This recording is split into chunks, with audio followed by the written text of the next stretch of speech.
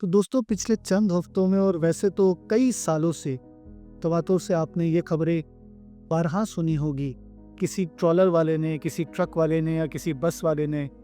आम शहरी को, मोटर बाइक वालों को या गाड़ी वालों को या फुटपाथ पर बैठे लोगों को कुचल दिया, जख्मी कर दिया या वो शहीद हो गए। क्यों इस तरह से? अमूमी तौर पर अगर आप देखें तो ये ट्रक ड्राइवर्स जितने भी हैं, ये ट्रॉलर के ड्राइवर्स जितने भी हैं, ये आम तौर पर पढ़े लिखे नहीं हैं और अक्सरों के पास तो लाइसेंस भी नहीं इनका, क्योंकि उन्होंने कभी ये बनवाना मुनासिब भी नहीं समझा। और अगर ट्रैफिक पुलिस वाले बिना रिश्वत के भी इनको अगर रोक भी लेना, तब भी वो कोई ना कोई फ़ोन आने पर या किसी न किसी बड़े मालिक की वो कंपनी होने की वजह से और उस कंपनी की वो गाड़ी होने की वजह से या वो ट्रॉलर या ट्रैक्टर होने की वजह से वो छूट जाया करते हैं। क्यों इस तरह से हमारे शहर में ये वारदातें होती रहती हैं और ये तमाम के तमाम हादसात होते रहते हैं? हादसा तो पूरी दुनिया में होते हैं, मगर इनका फिर कोई ना कोई अजाला निकाला जाता है, कोई ना कोई हल निकाला जाता है। हमारे यहाँ क्यों ऐसा होता है, इस पर एक छोटी सी नज़र डालें तो आपको पता चलेगा कि अमूमी तौर पर अगर मैं सिर्फ दो ही व्हीकल्स की बात करूं, जिसमें मोटरसाइकिल्स जो ज़ाती तौर पर लोगों के इस्तेमाल में होती हैं या गाड़ियां, कार की अगर हम बात करें, तो 100 में से 50% आपको ऐसे लोग इस रोड के ऊपर दौड़ते भागते, अब न जाने क्या क्या करते हुए मिलेंगे। 100 में से 50 वो लोग हैं जिन्होंने कभी लाइसेंस बनवाना ही बेहतर नहीं समझा। तो उन 50 को तो सबसे पहले अलग कर दें, क्योंकि वो फिर अगर अपनी गाड़ियों से किसी को हिट करते हैं या वो किसी भी जगह रॉन्ग पार्क करते हैं या वो रॉन्ग वे आते हैं या वो कोई भी ऐसी गलती करते हैं जो कि ट्रैफिक के खिलाफ है, वो तो बिल्कुल जायज़ है, क्योंकि उनके पास तो कोई लाइसेंस ही नहीं है। अब आते हैं उन 50% पर जिन्होंने लाइसेंस बनवाया है। शहर कराची में या इस पूरे पाकिस्तान, इस पूरे मुल्क में आप और मैं सब ये जानते हैं कि हमारे यहाँ पर हमारे गवर्नमेंट इदारों के हालात कैसे हैं, यहाँ पर लाइसेंस कैसे बनवाए जाते हैं, कितने में बनाए जाते हैं और क्या कुछ नहीं किया जाता चंद एग्जाम्स ना देने के लिए और उस ट्रैफिक रूल को फॉलो ना करने के लिए और बाकायदा से गाड़ी का टेस्ट ना देने के लिए। कभी ट्रैफिक चालान जिसका हुआ हो तो वो ज़रा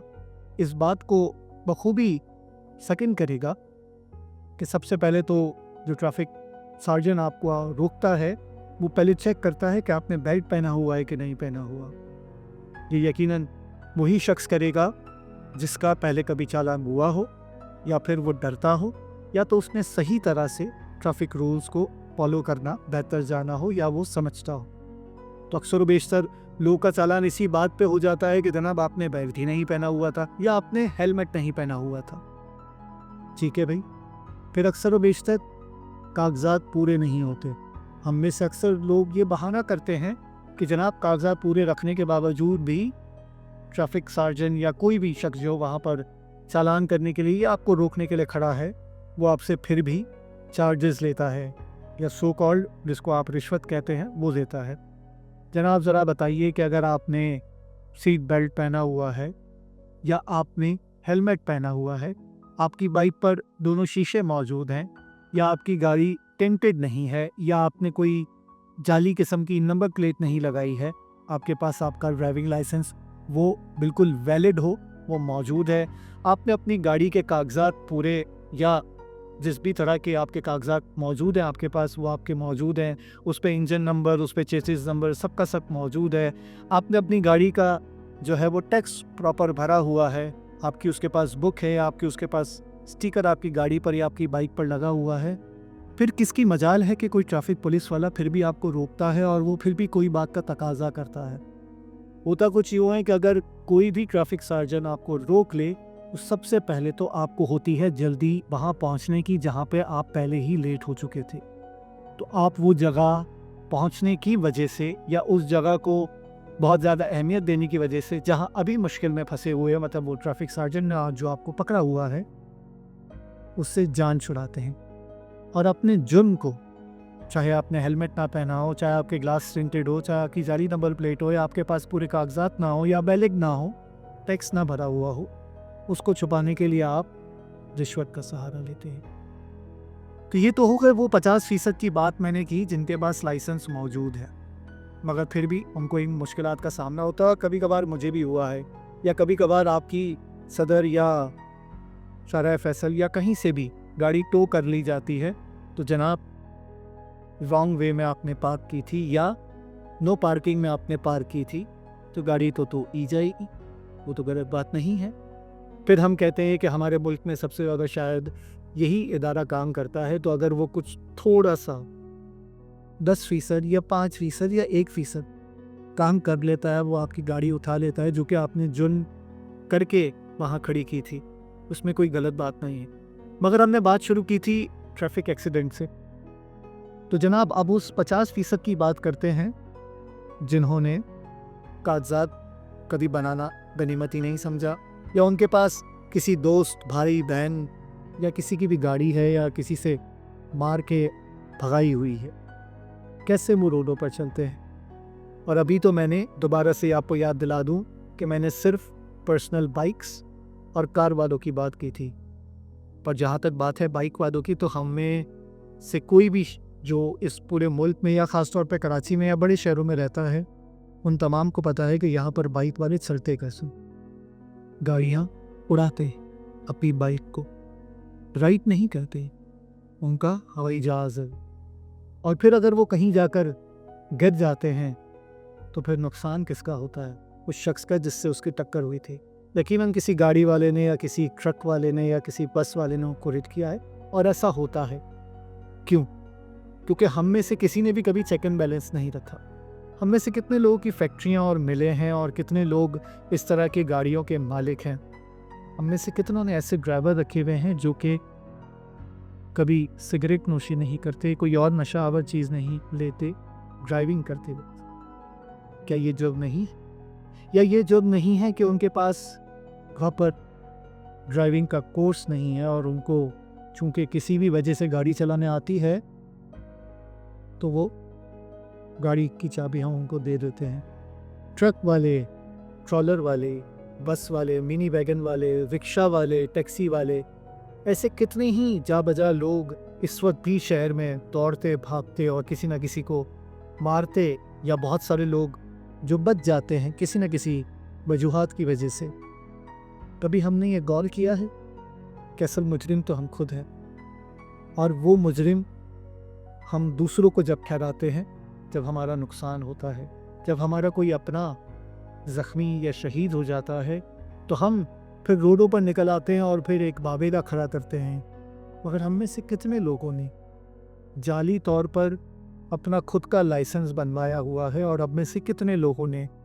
जाली तौर पर अपनी गाड़ी के कागजात छुपाए हुए हैं। हम में से कितने ऐसे लोग, 100 में से जो 50% का मैंने आपको जिक्र किया जिनके पास लाइसेंस मौजूद है, उनमें से कितने लोगों ने सही तरीके से ड्राइविंग का टेस्ट देने के बाद ड्राइविंग लाइसेंस हासिल किया? उनकी आंखें ठीक है, या उनके किरदार ठीक है, या उनको प्रॉपर्ली गाड़ी चलाना आती है? जिस तरीके से बाहर के मुल्क ममालिक के अंदर ड्राइविंग टेस्ट हुआ करते हैं, अगर यहाँ ड्राइविंग टेस्ट उसका 10% भी शुरू हो जाए ना, तो हमारे रोड खाली हो जाएंगी। ये ट्रक, ट्रॉलर, ये मिनी वैगन और ये रिक्शा वाले तो बिल्कुल ही गायब हो जाएंगे। हमारे यहाँ ट्रैफिक के जो रूल्स हैं, कौन उसको फॉलो करता है? चारा फैसल देख लें, आपका सदर देख लें, कहीं पर भी हमें अगर किसी एक कोने पर